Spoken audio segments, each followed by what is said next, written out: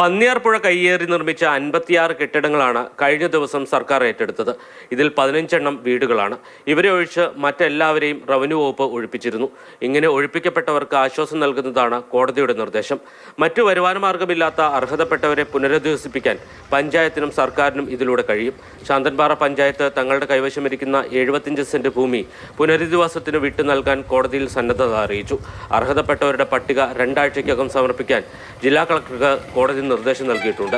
എന്നാൽ പുനരധിവാസം സാധ്യമാകുന്നതുവരെ നിലവിലുള്ള കെട്ടിടങ്ങളിൽ വ്യാപാരം നടത്താൻ അനുവദിക്കണമെന്ന ആവശ്യം അംഗീകരിക്കപ്പെട്ടില്ല. ശാശ്വത പരിഹാരം എന്ന് പറയുന്നത് ഇപ്പോൾ നമുക്ക് എത്രയും പെട്ടെന്ന് അടിയന്തരമായിട്ട് വ്യാപാര സ്ഥാപനങ്ങൾ തുറന്ന് അവരവരുടെ ബാങ്കിലെ കടം അടയ്ക്കാനുള്ളത് അടയ്ക്കുക, കടയിലിരിക്കുന്ന സാധനങ്ങൾ വിറ്റ് തീർക്കുക, കൊടുക്കാനുള്ള ആളുകൾക്ക് പൈസ കൊടുക്കുക. അത്തരം നടപടികളാണ് വ്യാപാരികളെ സംബന്ധിച്ച്, അല്ലെങ്കിൽ ഇത് നഷ്ടപ്പെട്ട ആളുകളെ സംബന്ധിച്ച് അവർക്ക് അടിയന്തരമായിട്ട് വേണ്ട അത്തരം നടപടിയാണ്. പുഴയിലെ നീരൊഴുക്ക് തടഞ്ഞു നടത്തിയ നിർമ്മാണങ്ങൾ പൊളിച്ചു നീക്കാൻ ഹൈക്കോടതി റവന്യൂ വകുപ്പിനോട് ആവശ്യപ്പെട്ടിട്ടുണ്ട്. അനധികൃത കെട്ടിടങ്ങളുടെ പട്ടികയിൽ ഉൾപ്പെടുന്ന ആരാധനാലയങ്ങൾക്ക് ഇളവ് ആവശ്യപ്പെട്ടുവെങ്കിലും കോടതി വഴങ്ങിയില്ല. പുഴയിലേക്ക് ഇറക്കി നിർമ്മിച്ച വീടുകളിൽ താമസിക്കുന്നവരെ തൽക്കാലം ഒഴിപ്പിക്കേണ്ടെന്നും കോടതി നിർദ്ദേശിച്ചു. മാതൃഭൂമി ന്യൂസ്, ഇടുക്കി.